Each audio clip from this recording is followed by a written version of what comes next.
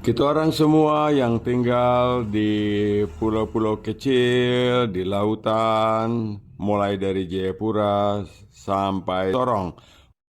Tetapi untuk di Papua, kita orang tidak usah khawatir, sebab semuanya sudah Allah sediakan untuk orang Papua. Sekarang tergantung kita sendiri, bagaimana kita menguasai alam ini. Yang tidak baik, mari kita perbaiki. Kita tidak perlu menambah hal-hal yang sifatnya akan merugikan diri kita sendiri.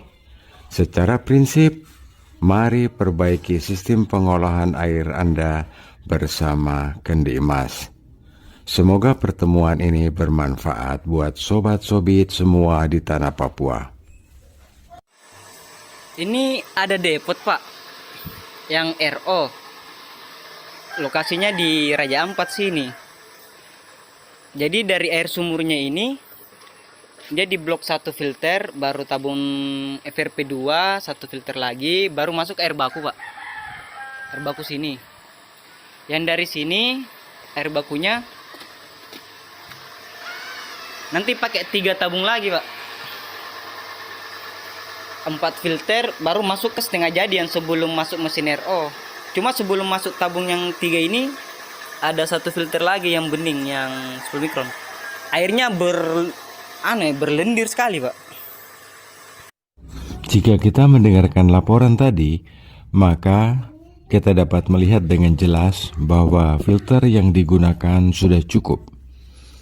Airnya berlendir, TDS-nya 230, dan karena airnya berlendir, makanya filter media tank cepat sekali tersumbat.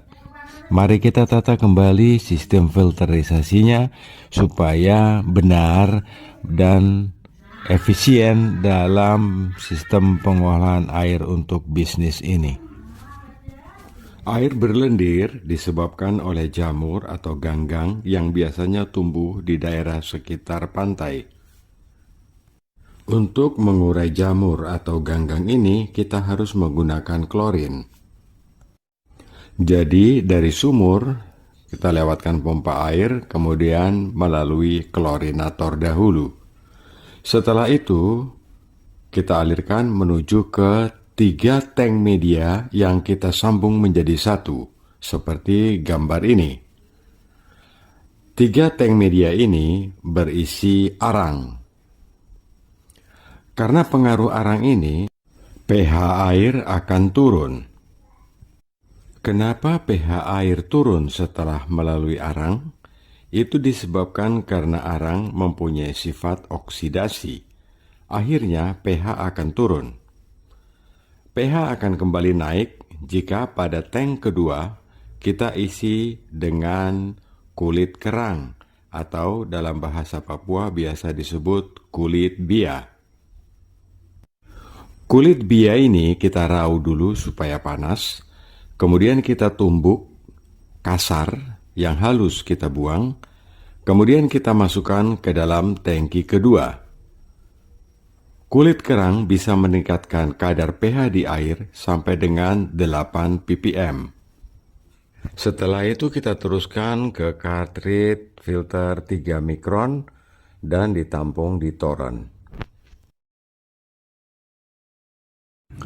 Pada toren ini, proses air baku telah selesai kita lakukan.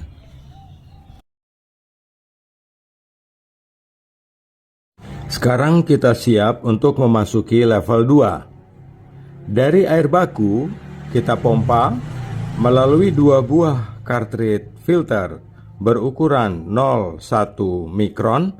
Kita masukkan ke ultrafilter atau water filter PVDF untuk kemudian kita teruskan ke toren berikutnya. Toren yang tertampung melalui ultrafilter ini airnya sudah layak pakai atau siap untuk diproduksi dan segera dijual. Sahabat Kendi Emas, saya bertanggung jawab penuh terhadap instalasi ini. Pace, om-om, dan sobat-sobat semua. Sekarang kita sampai di tahap ketiga. Jadi air baku yang kita sudah tampung menjadi air jadi, sekarang tinggal kita memilihnya untuk kita proses. Yang pertama adalah melalui mesin RO dan menjadi air RO, kemudian kita tampung khusus di toren penampungan air RO. Dan di proses kedua, dari air yang sudah jadi, kita langsung saja masuk ke depot air minum untuk menjadi air mineral.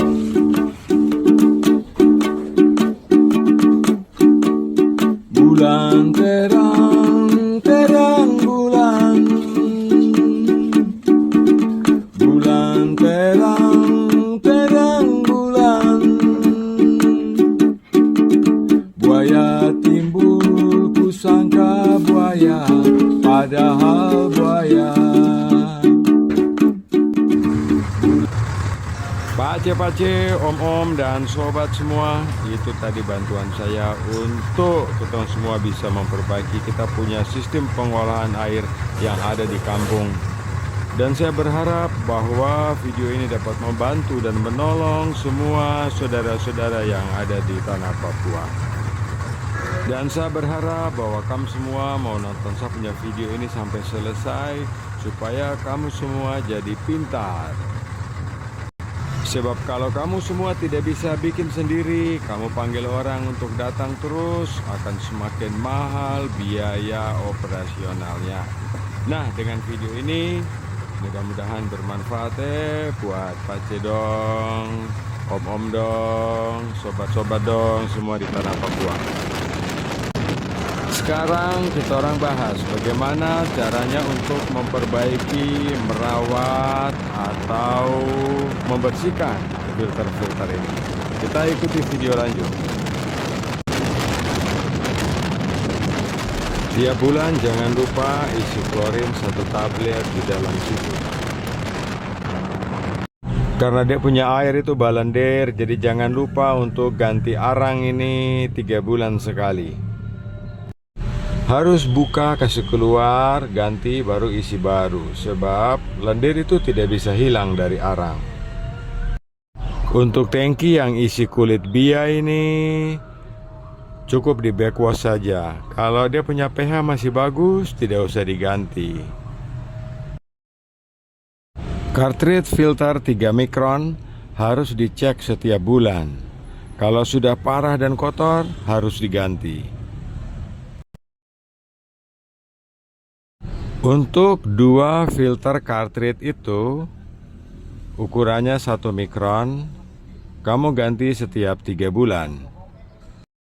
Untuk filter PVDF, kamu harus cuci kalau angkanya sudah menunjukkan angka 6. Buat semua om-om, pace-pace, dan sobat-sobat semua di tanah Papua, inilah video saya, mudah-mudahan bermanfaat buat semua di tanah Papua. Semoga berkenan, dan jika tidak jelas bisa menghubungi saya melalui nomor telepon. Saya punya nomor telepon ada tersedia di deskripsi dari channel ini. Jadi sobat-sobat semua bisa kontak saya melalui WhatsApp. Dan saya harapkan, saya sangat mengharapkan, apabila pemerintah daerah setempat mau mengirimkan pemuda-pemudanya untuk datang belajar kepada saya dengan sepenuh hati dan tanpa bayaran, saya akan mengajari sampai pintar. Saya akan mengajari sampai mahir. Saya tidak minta-minta apa-apa dari kamu orang, cuma saya mengharap bahwa kebaikan ada di hati setiap kita orang Papua. Terima kasih, salam Kendimas.